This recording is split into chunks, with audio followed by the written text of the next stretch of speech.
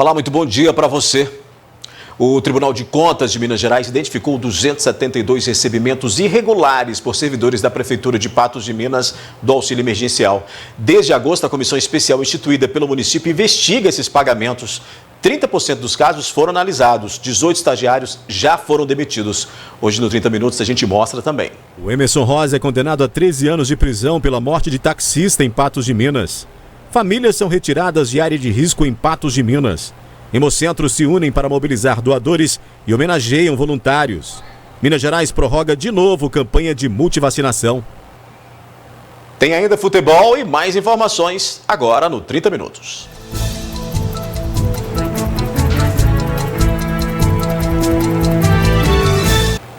Foram levados a júri nesta terça-feira 2 acusados da morte do taxista Rainelli Hilário Soares, assassinado com 5 tiros dentro do próprio carro em janeiro de 2019. O Emerson Rosa foi condenado a 13 anos de prisão e Daiana Buzar absolvida.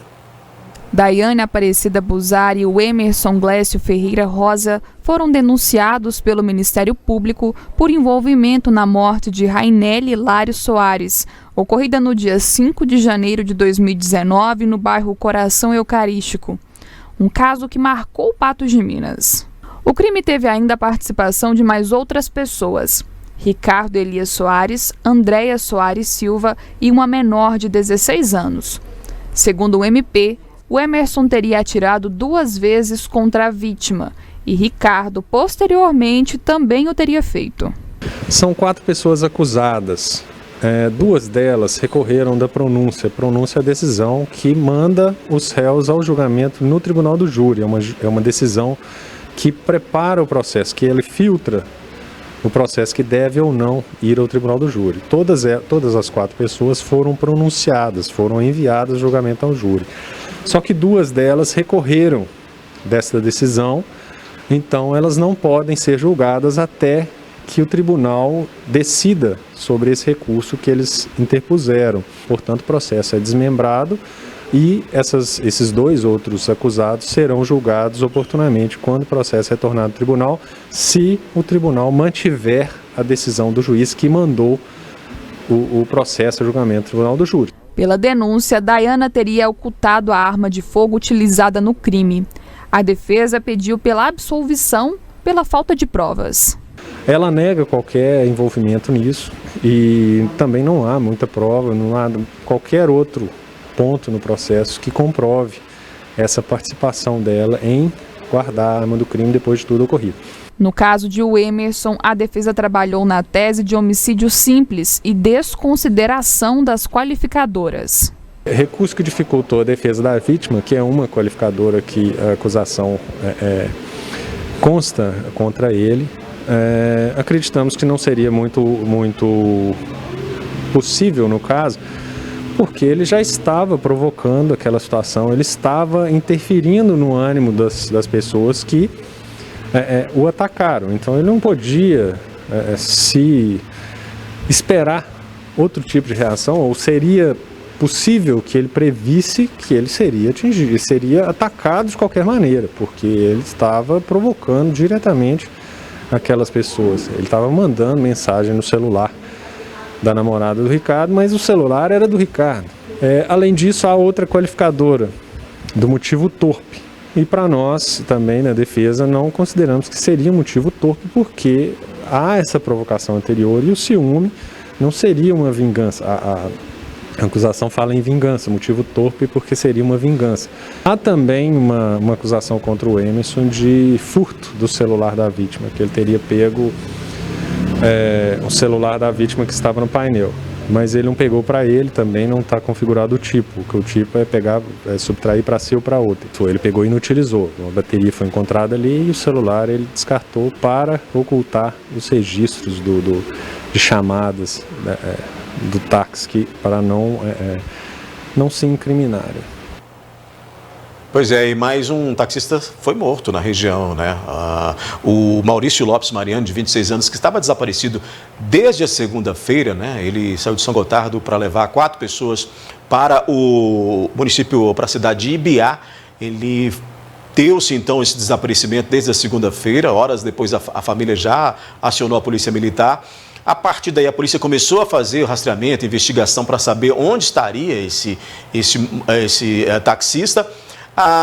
Nessa terça-feira, né, um dia depois do desaparecimento, o carro dele foi localizado em Patrocínio, né, as câmeras do Olho Vivo visualizaram esse carro trafegando por Patrocínio. A polícia conseguiu localizar quem estava com esse carro, um jovem de 18 anos.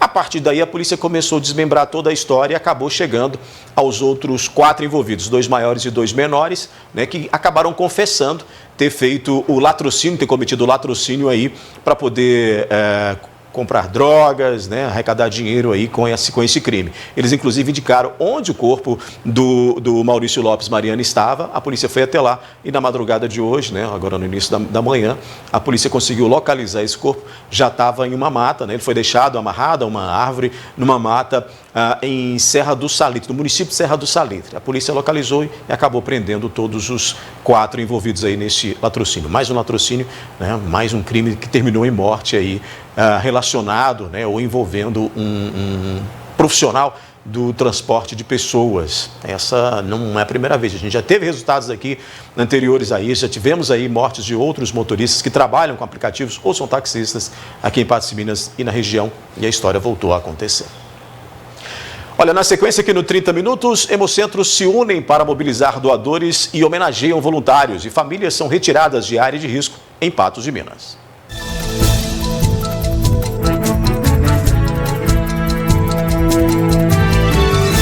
20% da população brasileira mora em residências com irregularidades da estrutura, segundo o IBGE. Em Patos de Minas, 30 famílias tiveram que ser retiradas de suas casas, pois estavam em situação de risco. De acordo com o levantamento da síntese de indicadores sociais do IBGE, no Brasil, mais de 45 milhões de pessoas, 21,6% da população, residiam em 2019 em cerca de 14 milhões de domicílios com alguma inadequação.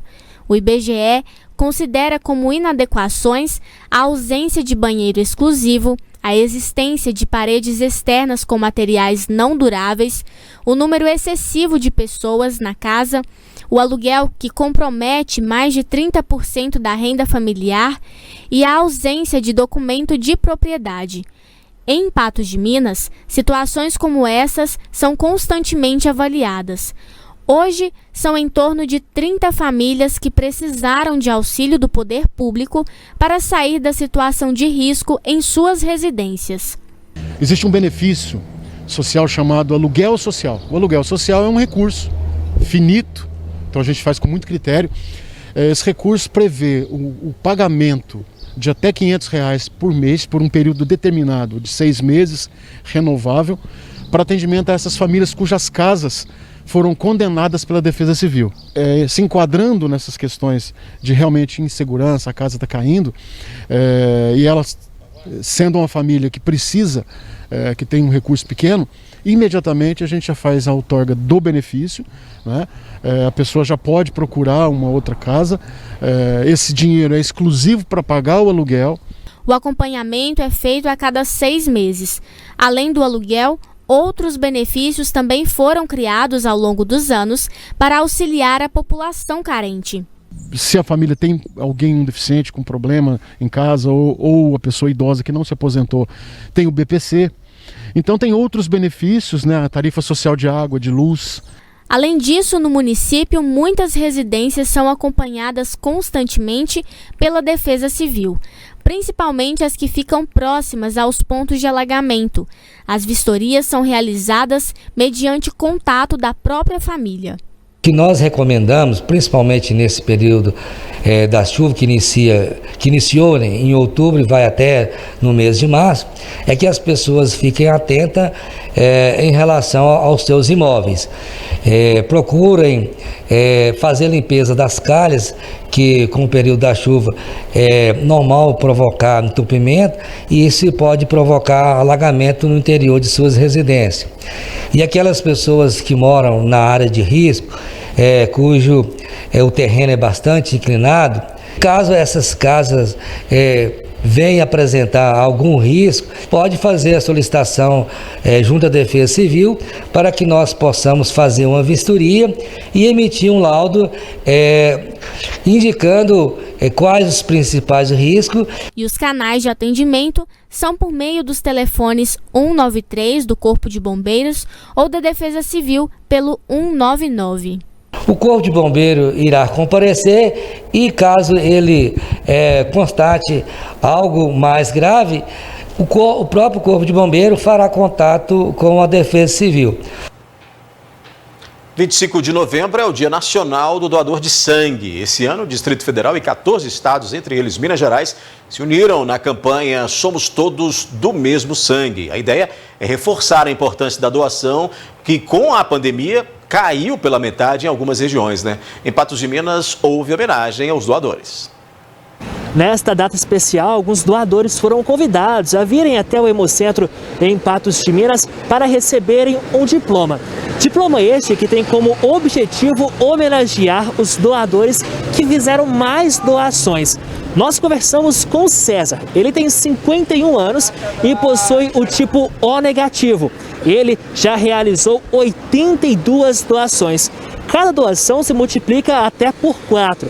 Ele já ajudou aí mais de 300 vidas. Isso é uma honra que a gente tem e eu falo o seguinte, que a gente tem que estar contribuindo enquanto a gente tem saúde e está podendo, né? Isso aí sempre foram voluntários, as doações, umas 2 ou 3 vezes que foram direcionadas a pacientes, mas sempre o restante foram voluntários. Sempre a gente tem que estar ajudando ao próximo, né? Mesmo com um grande número de doações como a do César, o número de doadores aqui no Hemocentro em Patos de Minas continua baixo. Por isso, há uma campanha a nível nacional, Somos Todos do Mesmo Sangue. Além desta campanha, até a sexta-feira, o Hemocentro estará recebendo doações até o meio-dia.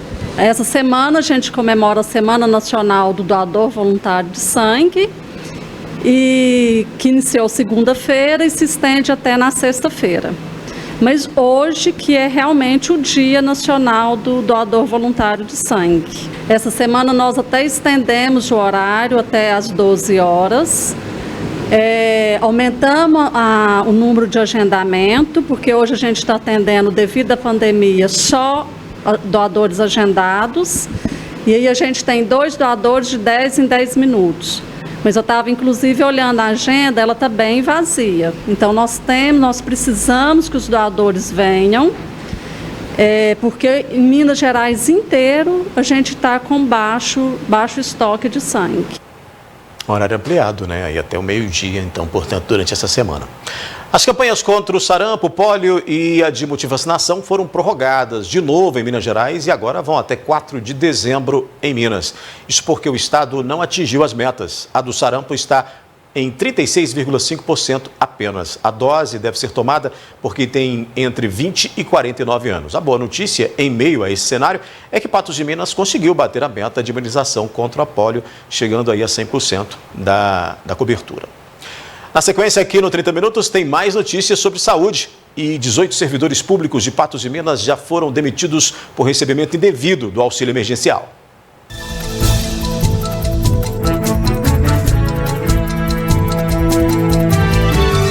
Vamos voltar a falar agora de saúde, né? A prioridade de todos nós, ou pelo menos deveria ser. E a Clínica Laboratório Mais Exames sabe bem disso. Comigo está a Nayara Santos para trazer dicas especiais para a gente, né, Nayara? Bom dia. Bom dia a todos de Patos e região. E nós viemos, como sempre viemos aqui na NTV, né, com promoções. Essa semana, os pacientes que agendarem consulta com a nossa ginecologista, a consulta estará a R$ 140 e a paciente ganha prevenção. Uma grande oportunidade, né, para as nossas pacientes aí, porque como a gente viu ontem aqui mesmo na NTV, a demanda do SUS está grande e está demorando bastante ao atendimento dessas pacientes. Então, prezando o que é mais importante, que é a saúde, as nossas consultas vêm com valor que é bem acessível à população, né? O nosso oftalmologista essa semana a R$ 140, o Dr. Gabriel Vilela, especialista em catarata e glaucoma. E amanhã, né, a nossa avaliação com a nutricionista a R$ 80 e a paciente ganha avaliação de bioimpedância, né, que verifica gordura visceral, idade metabólica, a quantidade de gordura corporal. Muito importante para todos os pacientes das mais variadas idades. Tanto os pacientes que querem entrar naquele procedimento de emagrecimento agora, né, para as festas de finais de ano, como os pacientes já com doenças crônicas, hipertensão, diabetes, né, glicemia, todos esses problemas. Muito bem. E aí, quem quiser procurar, é muito fácil, né? Fica muito fácil, todo mundo consegue achar facilmente, né? Muito fácil. Os nossos atendimentos, né, via WhatsApp no 986121616 ou no 38141616. E para os pacientes que preferirem, é só ir até a clínica, na Agenor Maciel, na Praça Santana 153, em frente ao Mercado Municipal. E nesta semana também nós estamos com mais uma promoção, que é o nosso check-up, né? Que a gente vem trazendo ele todos os meses, variando os exames para atender toda a população. O nosso check-up é a partir de R$ 139,00 e os pacientes que agendarem ele essa semana ganham a consulta com o nosso clínico geral para estar mostrando o resultado dos exames. Maravilha. Obrigado, Nayara. Muito obrigada. A gente continua com 30 minutos. Olha, desde agosto, uma comissão montada pela Prefeitura de Patos de Minas vem apurando irregularidades cometidas por alguns servidores, entre contratados, estagiários e efetivos, no recebimento do auxílio emergencial do governo federal. Pois é, 30% dos casos foram investigados até agora, 18 servidores já foram demitidos. O Tribunal de Contas de Minas Gerais identificou 272 recebimentos irregulares por servidores da Prefeitura de Patos de Minas. A comissão especial instituída pelo município investiga esses pagamentos. 30% dos casos foram analisados até agora. 18 estagiários já foram demitidos. Foram levantados 272 servidores, entre servidores contratados, estagiários e servidores efetivos. A partir de então, esses servidores foram notificados, em observância ao princípio do contraditório, apresentaram as suas defesas e a comissão veio trabalhando. Chegamos aos números atuais, esses são oficiais, de 79 julgamentos proferidos, 35 arquivamentos, 18 desligamentos efetivos e aí com um montante de 30% dos casos já apurados.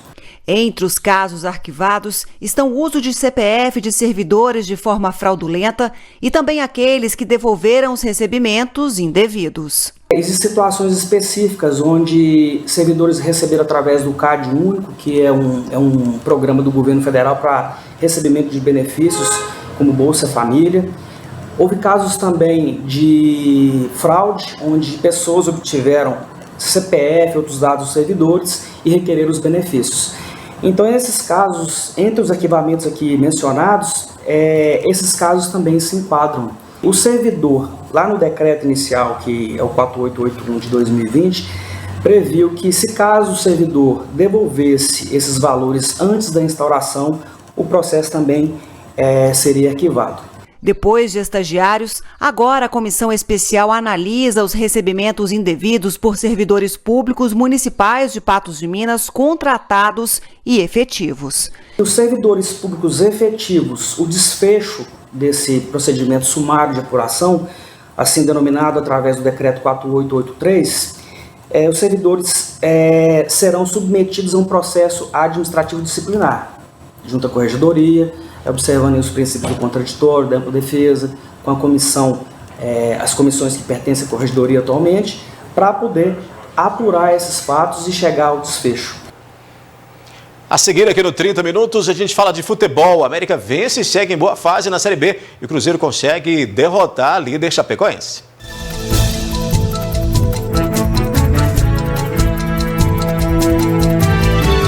Vamos falar de futebol, né? Em ótima fase, o América Mineiro venceu mais uma partida no Campeonato Brasileiro da Série B e voltou para a vice-liderança. O América fez o dever de casa e venceu o Juventude por 2-1. Todos os gols marcados na etapa inicial. O placar no Independência foi aberto pelo Coelho com o Juninho. Renato Cajá chegou a empatar para os gaúchos. Mas no final do primeiro tempo, Rodolfo marcou o dele. Para o técnico do Coelho, vitória mais que merecida. Fez hoje uma partida totalmente controlada, um grande adversário, bem qualificado, com investimento alto. Juventude há muito tempo não fazia isso. E o América foi muito superior no jogo, né? Desde o primeiro tempo, ainda no início ali, algumas jogadas do Cajá. Depois do gol, né, foi o único chute, né? O único arremate a gol assim, mais perigoso. Depois um chute de média distância que o Matheus pegou com mais tranquilidade. E o América mereceu a vitória, né? Com a vitória, o América voltou à vice-liderança com 43 pontos e encostou ainda mais na líder, a Chapecoense, que nesta terça-feira tropeçou no Cruzeiro. Chapecoense perdeu, mas em compensação o Cruzeiro ganhou, já foi para 28 pontos, né? Avaí ganhou, Ponte Preta ganhou, Sampaio ganhou, turma ali do meio, CSA ganhou, né? Avaí encostou 36, Ponte encostou 36, CSA já chegou com 34, a briga está muito aberta e eu considero que a Chapecoense já subiu. Os jogadores ficaram até um pouco chateados com a gente, mas não é que nós não podemos alcançar isso. Se nós alcançarmos eles, nós também vamos subir e vamos brigar pelo campeonato. Lisca doido tá animado, hein? E com razão, né? Na próxima rodada, o América enfrenta o Oeste em Barueri, em São Paulo, na sexta-feira, às 7h15 da noite. E o Cruzeiro venceu a Chapecoense por 1-0 na Arena Condá, também nesta terça-feira, pela Série B do Campeonato Brasileiro. Com o feito, a Raposa está no G9, agora chegando a 9 pontos aí do G4. Faltam 9 para chegar aí ao quarto colocado. O gol da vitória celeste foi marcado aos 32 minutos do segundo tempo por Rafael Sobis. O atacante acertou o chute em cobrança de falta na entrada da área. 1-0 para o Cruzeiro. Assim, o time mineiro soma 28 pontos e se afasta cada vez mais da zona da degola. E Luiz Felipe Scolari segue invicto nesta segunda passagem pelo Cruzeiro. 9 partidas consecutivas sem perder. Pois é, o Cruzeiro volta a campo na sexta-feira e enfrenta o Confiança de Sergipe às 9h30 da noite no Mineirão. Cansada de esperar pela cirurgia, internada na UPA, uma patense resolveu ir para casa. Margarida fraturou a perna há quase um mês e não há previsão de quando fará o procedimento. As fotos são de Margarida. O caso dela foi mostrado aqui na NTV. Margarida fraturou a perna esquerda depois de cair na rua e bater em uma pedra. Ela acidentou, né? Caiu na rua, aí eles me ligaram, eu saí do serviço e vim para dar o socorro, né? Na época, cobramos uma resposta da Fundação Hospitalar de Minas Gerais, local responsável por fazer a cirurgia de Margarida. Porém, a resposta não foi tão animadora. Quando nós viemos até a casa do Reinaldo, tinha 13 dias que a Margarida estava internada na UPA da cidade. O local que não é apropriado para uma internação. Ele clamava na época, como você mesmo viu, para que ela fosse operada e voltasse para casa. Aí nós viemos cerca de 8 dias depois da primeira reportagem, ou seja, no total 21 dias. E encontramos a Margarida, já está em casa, junto com o marido e com o pé totalmente enfaixado. A expectativa do nosso jornalismo é ter uma resposta precisa. Será que a Margarida voltou para casa com o problema dela resolvido? Voltei para casa, que a médica hoje me liberou, falou que era para me aguardar em casa. E 21 dias em cima daquela cama, esperando a notícia, né? Toda hora entrava um médico, pensava em vir me buscar, e nada de buscar. E eu sofrendo, né? Margarida conta que quando esteve internada na UPA, começou a notar situações desagradáveis. Sempre via pacientes misturados com outros suspeitos de Covid-19. Um sofrimento de dor no corpo e medo de ser contaminada pela doença. Além de tudo, um trauma psicológico. Porque você ficar 21 dias deitado de um jeito só, de um lado só, sem você poder movimentar, e você sair de lá do mesmo jeito que você entrou, é muito revoltante, sabe? Fico muito revoltada. Psicológico, mexeu muito com o meu psicológico.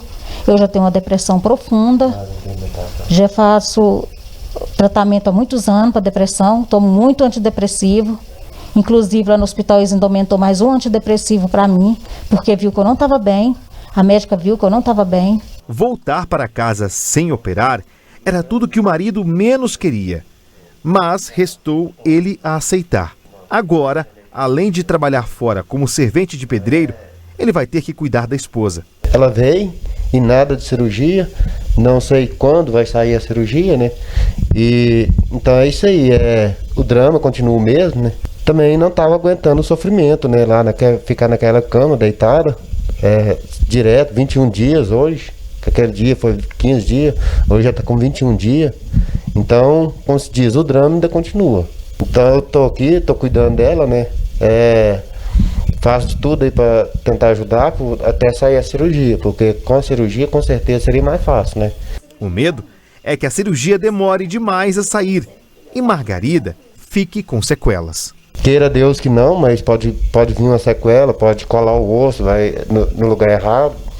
Que esse povo deu um pouco de consciência, que dói na consciência deles, né? E sentir que, como se diz, é um ser humano, né? Que está sofrendo. Não é um animal, é um ser humano.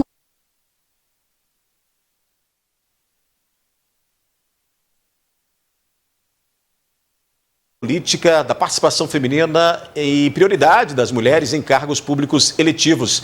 Tem ainda os cuidados com a Elizabeth, da promoção Você Linda. Então você vai assistir pelo canal 8.1 ou no site ntv.tv.br e nas redes sociais da NTV, né? No NTV, @NTV Patos de Minas. Perde não, Espaço Feminino logo mais tem às 18 horas.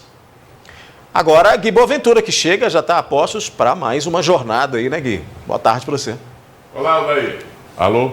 Olá, Aldair. Boa tarde, tudo bem? Esse alô aí foi bom, hein? Você viu? Esse alô da época tipo do rádio. Alô do Roberto Carlos, né? Alô, né? Tudo bem, tranquilo.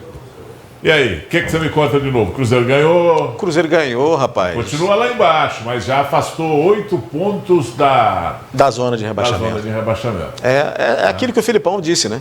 Precisamos preocupar com o afastamento da zona e depois... Você sabe qual que é a conta, né? Ainda está no primeiro turno, não é isso? Não, já virou. Já virou? Virou. Acabou de virar. Mas tem pontos ainda para dar uma... para serem disputados aí. Tem. E o Cruzeiro está a 8 pontos da zona de rebaixamento e só a 9 da zona de... Isso, de classificação. Né? Da G4.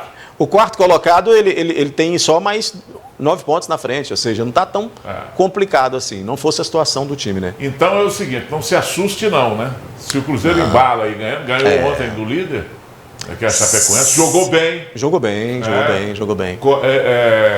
Convenceu, então ainda tem espaço e às vezes, né, o Cruzeiro pode conseguir até a classificação, tá difícil. Matematicamente difícil. Muito difícil. Mas a gente já viu isso acontecer no futebol, e o futebol é essa paixão por causa disso aí, né? De repente ele ganha 2, 3 aí, encosta no G4 e vê a possibilidade de chegar lá. O turno virou com a possibilidade, teria que ganhar 13 em 18 partidas, se não me falha a memória. E aí a coisa vai empate, vitória, e aí a matemática também vai virando, mas o fato é que está aí a 9, né? Apenas 9 do primeiro colocado aí, do quarto colocado. A Série A, né? Do Campeonato Brasileiro, esse ainda não virou, está com 22, quantas rodadas está? Eita, estou mais acompanhando a Série B, não sei porquê, mas estou lá. Mas, enfim. Me rebaixaram, eu estou mais lá na Série B. Mas enfim. O que mais a gente pode falar aí? 12:06, mas ainda dá tempo ainda. Será? Acho que não. Falar mais alguma coisa. O que você... A Ianda está me dizendo aqui que é para mim ir embora. Ela já não me aguenta mais aqui. Não manda nada aqui, não. Vamos implicar ela também. A gente implica ela. Ô Gui, ela só sabe raiar com a gente. O Gui, fato triste. A gente noticiar que mais um taxista foi aí morto. Você vai colocar aí, inclusive, no seu programa daqui a pouco, mas é um fato triste que tem que ser registrado aí. Né? Todos os nossos sentimentos a esses familiares. É realmente muito triste. Um rapaz muito novo, muito jovem, né? Que foi aí barbaramente assassinado. Pois é. E aí, imagina-se que esse pessoal ainda tem defesa, né? Pois é. É um negócio assim. 2 deles, inclusive, são menores. Esse tipo de crime é uma barbárie. Sim. Né? Trabalhando. Sorte. Espera-se que seja sorte, porque é um latrocínio e aí é júri singular. Sim. O juiz sentencia lá e a pena é de 20 a 30 anos. Tomara que tome 30, né? Porque é um crime horroroso isso aí. A gente vai falar disso hoje. E a situação é tão absurda que o carro circulava lá ontem por patrocínio. Eles estão... Tranquilamente. Principalmente esse pessoal que mexe com drogas, não está ligando para nada não. Não está nem aí, né? Não passa nada não. E aí é o seguinte, ou criminaliza a droga no Brasil, o uso da droga no Brasil, porque isso para mim foi uma besteira, descriminalizar isso aí, Eu conversava há um tempo, só vou contar rapidinho aqui, com José Luiz Faleiros, que é juiz de direito em Uberlândia, e ele defendia essa tese e me convenceu. Gui, tem que criminalizar o uso da droga. Porque você criminaliza o uso. Quem usa droga, normalmente, é gente boa, que tem medo de ir para cadeia, até viciar, né? Porque o traficante não tem medo, não. Então criminaliza o uso, porque aí o traficante vai ficar sem mercado. Agora, sei lá se isso também, a gente fica pensando, defendendo uma tese, mas não com tanta convicção assim. Eu já fui bem contra, assim, mas depois você começa a entender que aquele que quer usar droga, sendo proibido ou não, ele vai acabar indo e adquirindo, independente disso. Mas é uma discussão ampla, né? Uma hora a gente debate sobre isso aqui. Um abraço. Até mais.